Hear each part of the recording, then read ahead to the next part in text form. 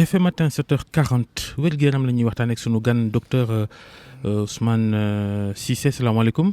maaleykum salaam. neurologue nga ci hôpital Fann di jàngalekat itam maître de conférence ca université Cheikh Anta Diop bu Ndakaaru seen association yéen ñi nga xam ne yéen ay docteurs yi yëngu ci wàllu woowu tey ngeen di door te ren mooy ñetteel bi yoon sax ngeen koy amal li ñuy wax journée de neurologie diirub ñetti fan ngeen koy amalee ca UCAD 2 ci université Cheikh Anta Diop bu Ndakaaru neurologie rawat na ci xale yi ci Afrique bi yoon moom ngeen bëgg a waxtaanee balañ cee sori lan mooy neurologie. waaw lan mooy neurologie maa ngi nuyu d'abord ñëpp ñi ñuy déglu wala seetaan ci TFM wala RFM bon neurologie benn pàcc la ci médecine buy saytu feebar yi mën a dal li ñu naan système nerveux moo xam te ni ñaari partie la système nerveux central bi nga xam te ni yuur gi ci la bokk non yuur gi ci la bokk. yuur gi la ak ba ci moelle épinière bi. ak tamit système nerveux périphérique moo may permettre raccordement entre système nerveux central bi ak yeneen organes yëpp parce que organes yëpp am nañ nerf yu fa dem moo ñuy jox information bu ñu feebaree tamit ñu mën a xam ndax yeneen organes yi feebar nañ mu manifester le plus souvent par une douleur par exemple comme par exemple infarctus du myocarde su feebaree signe bi ci ëpp douleur la. ba ci xol te nerf moo koy yëg waaw. manifestation yi douleur la. bu dee infarctus du myocarde donc système nerveux mooy benn organe la système la bu bokk ci nit boo xamante ni mooy système nerveux central boo xamante ni yuur gi ci la bokk ak système nerveux périphérique muy permettre ñuy bouger ñuy sentir entre autres. ci jàngoro yi soxal neurologie yan moo ci gën a fës ci Sénégal.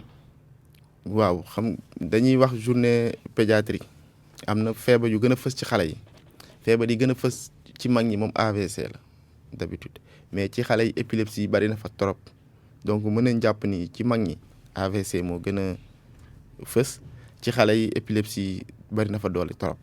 est-ce que am ngeen ay xayma lu jëm ci par exemple wàllum feebar yooyu feebar neurologique yi indi gars yi hôpital ak yooyu ndax am ngeen ci ay xayma naata la toll ñu koy yor. waaw par exemple boo jëlee si service neurologie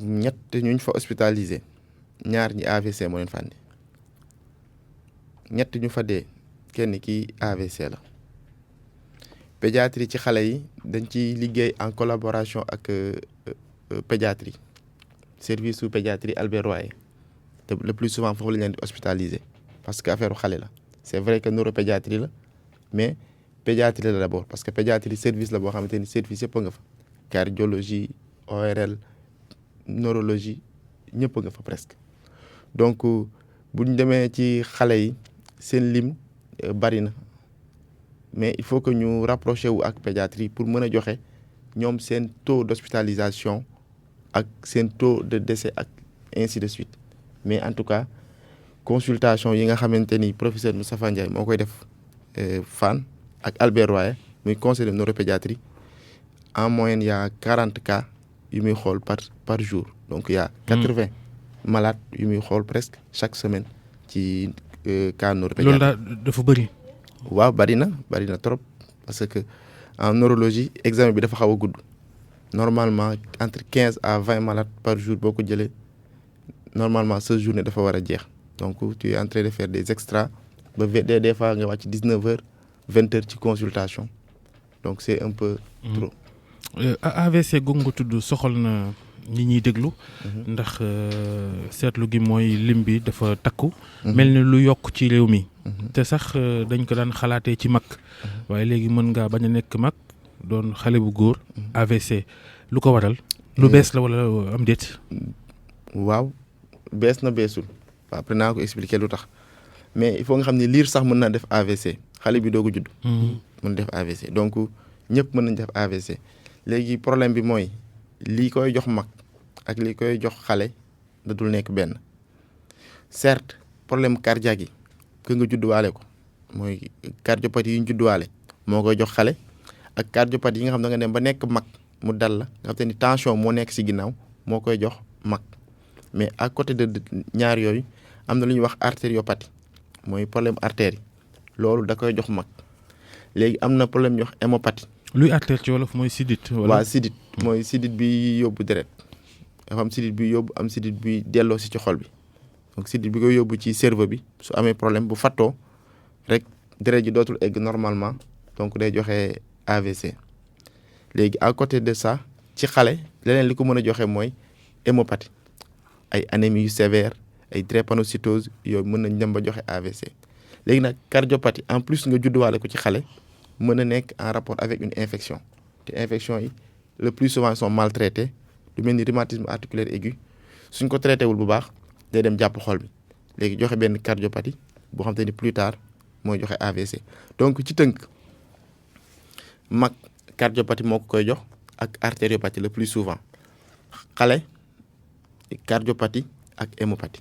hémopathie mooy problème mu deret lu mel ni anémie lu mel ni drépanocytose parce que ci biir deret ji lan mooy yóbbu oxygène bi hématies yi la donc hématies yooyu bu doyul kon deret ji ñu yóbbu du mën a doy donc loolu moo tax AVC mën na survenir ci ñi am drépanocytose wala anémie bu sévère. fàggandiku gi ci ku AVC di waaj a dal nan la ñuy moytoo ci gàttal AVC.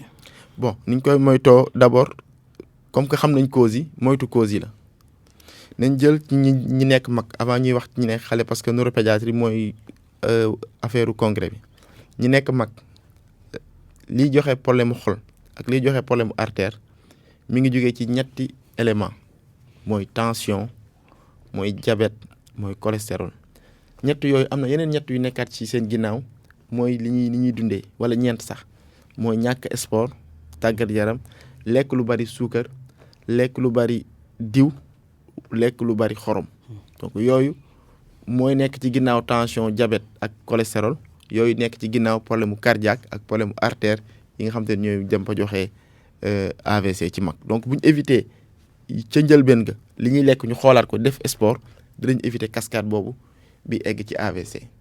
ci xale bu fekkee cardiopathie bi da ko judduwaale boobu dina naqaree prévenir parce que da ko judduwaale mais cardiopathie yi nga xamante ne c'est en rapport avec les infections yi nga xam ne dañ ko maltraité par exemple nit xale bi am na fièvre au lieu nga yóbbu ko ci pédiatre bi nga jox ko paracétamol fièvre bi dañ nga bàyyi ko ci kër gi noonu loolu mën na dem ba infection boobu bàyyi yax yi mu nekkoon ñëw attaqué xol bi xale bu am ay drépanocytose am anémie buñ ko traité wul bu baax bu yàggee dina dem ba mën na ko jox AVC. donc am na yoo xamante ni mën nañ ko prévenir ci xale bi muy infection yeeg problème mu deret ji.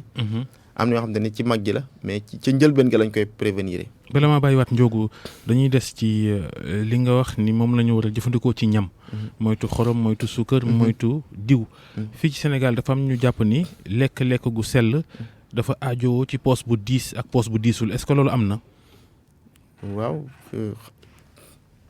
mën na ci aajo mën na ci bañ a aajo parce que ñun man sama gis-gis sax li ñuy def ba mu niin li ñuy def ba mu bari suukar yaakaar naa soo wàññee suukar si ak diwliñ bi xorom peut-être c'est wàññi dépense. voilà dina wàññi sa dépense parce que suukar cher na tuuti diwliñ cher na tuuti xorom un peu moins. ni jumbo yi aussi problème la bouillon yi ñuy def si togg yeeg ñu bëri tamit dañ jàpp ne lu njëkk mooy njaak mooy indi jafe-jafe itam. ci la bokk mais du moom rek ci la bokk parce que jumbo boo ci dindee jumbo ak yeneen yëpp boo ci dindee xorom li ci des bariwul waaw ñoom ñëpp boo ci dindee xorom li ci des du bari donc nga dindi sa yooyu ngay def bouillon yooyu yokk sa xorom tamit ça revient du pareil au même ñun dañoo tàmm lekk lu saf xorom lu bari ak lu saf suukar ak lu niin donc yooyu je pense que soo ko wàññee au contraire du gën a cher ci yow parce que day gën a sakkanal sa poche mais tàmm bi mooy problème bi ñun dañoo am benn niveau de seuil boo xamante ni ci suukar ak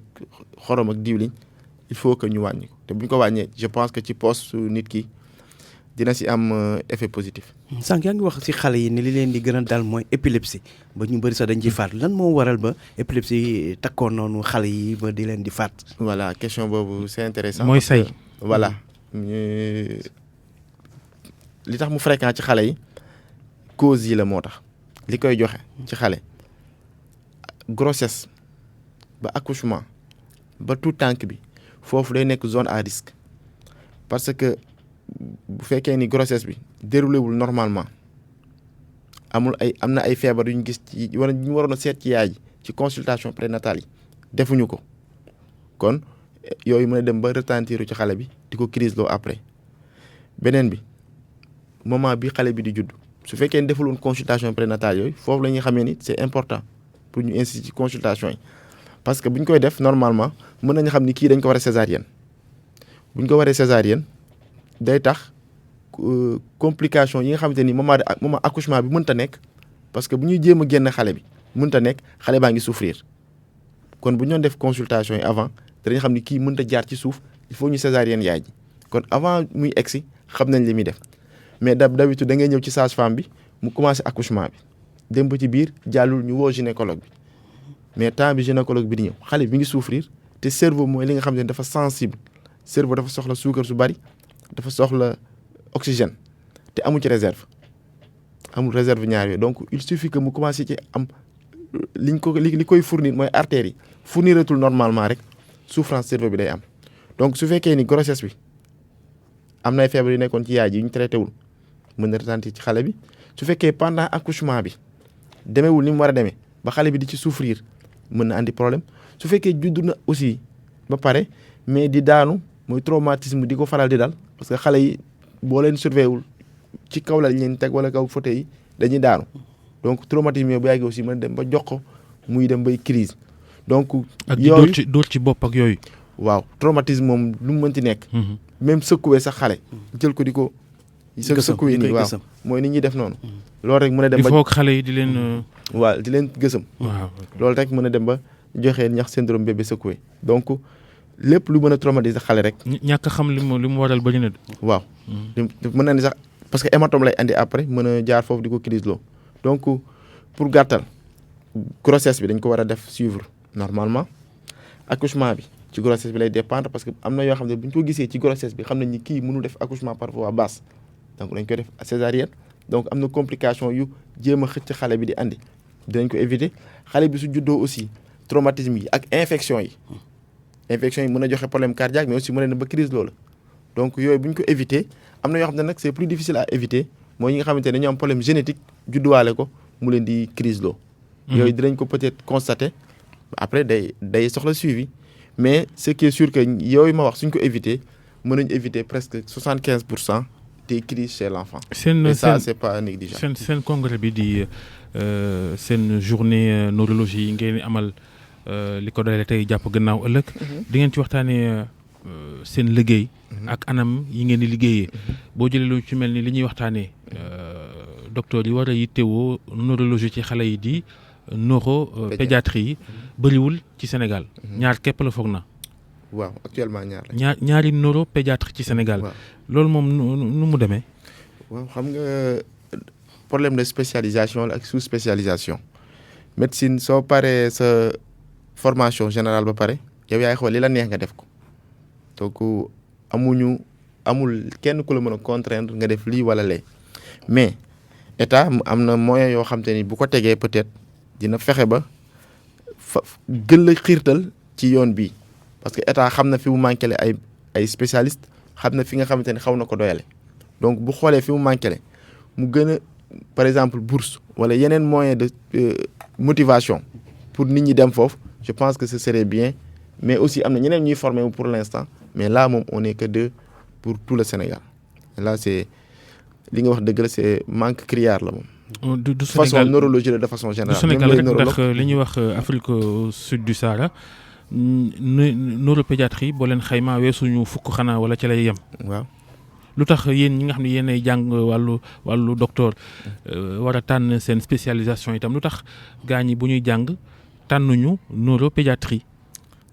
bon comme ni ma ko waxee sànq rek laay répété wu ku nekk mooy choisir li ko neex boo paree sa médecine générale léegi état. lu tax tànn gi néew foofu la. lu tax tànn gi néew foofu du cas par cas la parce que nit ku nekk mooy tànn li mu bëgg a tànn cas par cas la man neurologie laa def mais neurovasculaire moo ma intéressé keneen leneen moo ko intéressé mais su fekkoon ni état am na moyen yoo xamante ni mën na xiirtal nit ñi ñu dem defi neuropédiatrie parce que am ñoo xamante ni ñi ngi ci en tendance par exemple ñu bëgg a def ñetti affaires yu bokkul. bëgg naa def neuropédiatrie bëgg naa def neurophysiologie bëgg naa def cancérologie léegi lan mooy tax ma décidé wu mais ci ñooñu l'État a les moyens bu joxee ay bourse wala yeneen motivation jëmale ko ci benn sens dina tax ko nga xamante ni amagu doon choix bu fixe facilement mën a dem jëli neuropédiatrie mais su fekkee ni amul leen lu ko ci état bi gën a xirtal fu ko neex lay jëm. neurologie aussi yaa ngi koy wax neurologie spécialisé ñu spécialisé wu. ci neurologie yu bëriwul. loolu tamit problème la. ak centre aussi même centre neurologie tamit amul. daanaka fan rek ngay dégg service neurologie lan moo tax tamit ba loolu tamit mu demee noonu ba nga xamante ne benn centre yëpp ci Sénégal gi mu nekk problème. waaw actuellement on est presque 16 millions d'habitants ci Sénégal gi yëpp mais benn centre neurologie moo fi am muy bu. hôpital Fann am na yeneen yu ñuy waaj a créé mais jusqu'à présent li ñu mën a wax mooy benn fi am loolu nag c'est plus en rapport avec gestion dëkk gestion pays gestion ministère bi parce que c'est pas les médecins qui créent les centres c'est le ministère de la santé en collaboration avec l'État donc c'est l'État qui crée ça donc cette question état bi ñoo ci gën a war a mën a centre neurologie bu Fann ñaata nit la mën a jël hospitaliser leen. actuellement on est à 50. képp mën na jël 50 waaw. kese ak 6 lits de réanimation. kese waaw kese. moo tax léeg-léeg nit AVC sax ne ci yéen ñaari fa ñetti fan ngeen yóbbu ko këram mujj bi ndax xataayu bërëb ba loolu la. waaw ci la bokk mais du ñu jël malade loolu mooy l'essentiel du ñu jël malade ci kaw malade ça veut dire que malade bi mi ngi fi. duñ ko génne pour faire de la place à un autre malade loolu ça n'a pas de sens parce que ñëpp a yam ci ñun. ñi ñëpp xamoo ci kenn presque le plus souvent ñi ñëw xamoo leen nii Dadan nii Dev donc jël malade ci kaw malade amul sens donc malade mi ngi fi loolu kay problème bi muy andi surtout mooy malade ñëw ñu ne ko fees na fii amatuñ place donc loolu metti na mais le plus souvent mooy arrivé parce que ñun bu ñu xëyee malade yi ñëw le plus souvent duñ am place. mais ñi AVC bu ñu leen delloo seen i kër seen i mbokk mënu leen sax gérer. c'est-à-dire que tardé googu moom noo ko mën a expliquer ci Sénégal ci wàllu neurologie. problème mu politique la loolu problème mu gestion état la état fu lu mu bëgg a def peut-être war na ko mën ci sama xalaat parce que ñoom ñoo yor budget bi du médecin bi moom médecin yi proposition lañ am mais ñoom xam nañ fi neurologie bi toll. ministère de la santé xam na fi neurologie toll xam na fi yeneen spécialités yi toll donc xam na fi mu war a investir donc je pense que ministère bi ak ses collaborateurs sont plus aptes. ndax dina dafa am benn manque de volonté politique maanaam pas-pas bi ñu ci gars yi waroon def moom moo amul jëm ci saafara jafe-jafe yooyu. wax bu ñu analyser la situation actuellement conclusion bi ñuy tirer naturellement mooy loolu parce que depuis 1960 l'indépendance ba tey même service moo fi nekk. donc bu ñu analyser froidement la situation. mais yéen mooy ñi ko war a def tamit defuñu ko. yow sax yaa ngi ci xuus di ci wax ànd ceeg liberté mais yéen yéen docteurs yi tam état bi manqué yi muy def ci réew mi bu ngeen ci àndee ak cell tam dara du sotti fa ngeen di wax non. waaw mais xam nga wax ak fi nga ko war a waxee ci au niveau du ministère am na ay médecins yu fa nekk ñu ngi koy wax au niveau de l'hôpital Fann. am na médecins yi fu ñuy daje ñu ngi ko fay wax donc je pense que c'est pas parce que nekkuñu ci rajo yi di ko wax que waxuñu ko ñun fi ñu ko war a waxee. mais saafara amul ci yu bëri. waaw mais xam nga problème la yoo xamante ni ñëpp ñoo ci war a wax pour que mu saafaraw.